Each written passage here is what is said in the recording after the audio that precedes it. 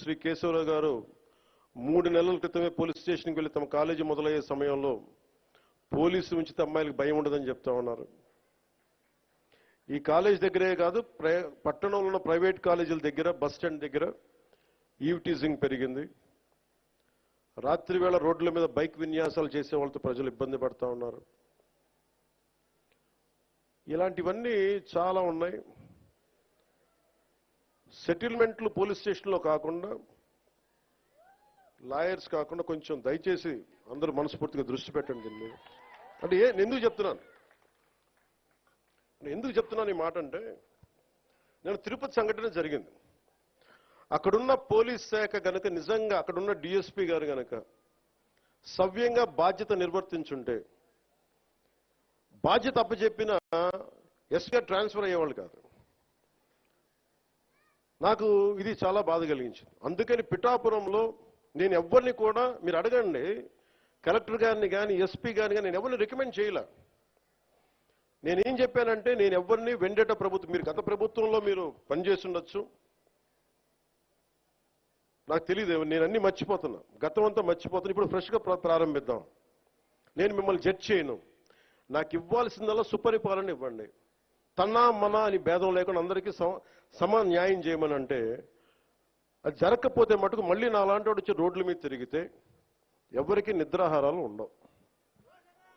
అక్కడ దాకా తీసుకెళ్ళదు. ఎందుకంటే నేను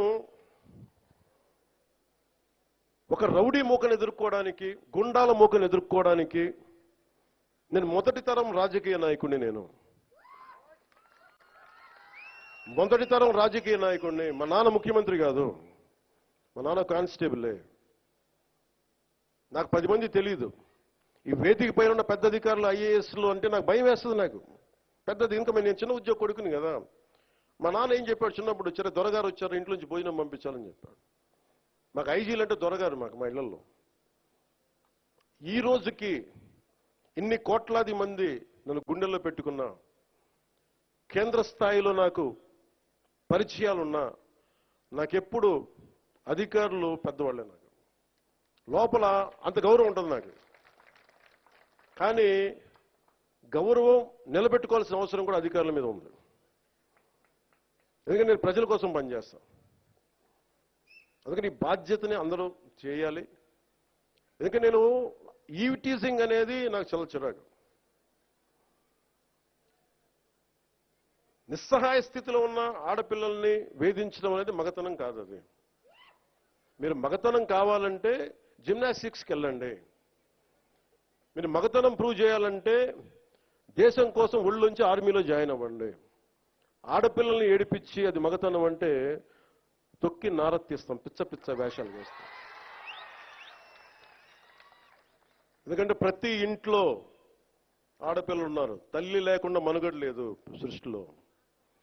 మీరు ఆడబిడ్డలకి, పోలీస్ శాఖ కూడా నేను చాలా బలంగా చెప్తా ఉన్నాను, ఇంకొకసారి నాకు ఈవ్ టీజింగ్ అనేది నాకు కనిపించకూడదు పిఠాపురంలో. This is my directive. ఎందుకంటే నా నియోజకవర్గాన్ని నేను సవ్యంగా చేసుకోలేనప్పుడు, నా నియోజకవర్గాన్ని నేను సరిగ్గా కాపాడుకోలేను, నా డిప్యూటీ ముఖ్యమంత్రి పదవి దేనికి, అధికారులు ఉండడం దేనికి? నేను చాలా స్పష్టంగా ఉన్నాను ఈ విషయంలో. వీళ్ళను కొడితే క్రిమినల్స్కి కాస్ట్ లేదు, గుర్తుపెట్టుకోండి.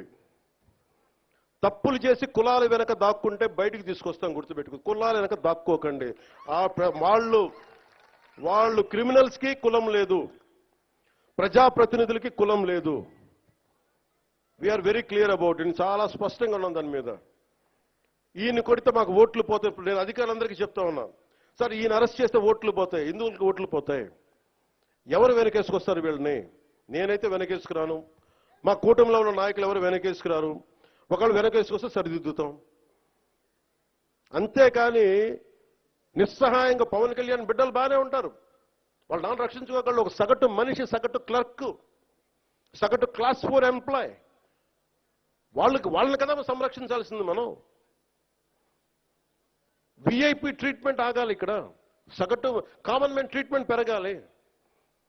అది తిరుమలలో కావచ్చు, సగటు జీవితంలో కావచ్చు.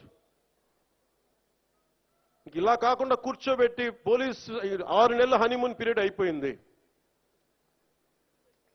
హనీమూన్ పీరియడ్ అయిపోయింది అందరికీ, నాతో సహా.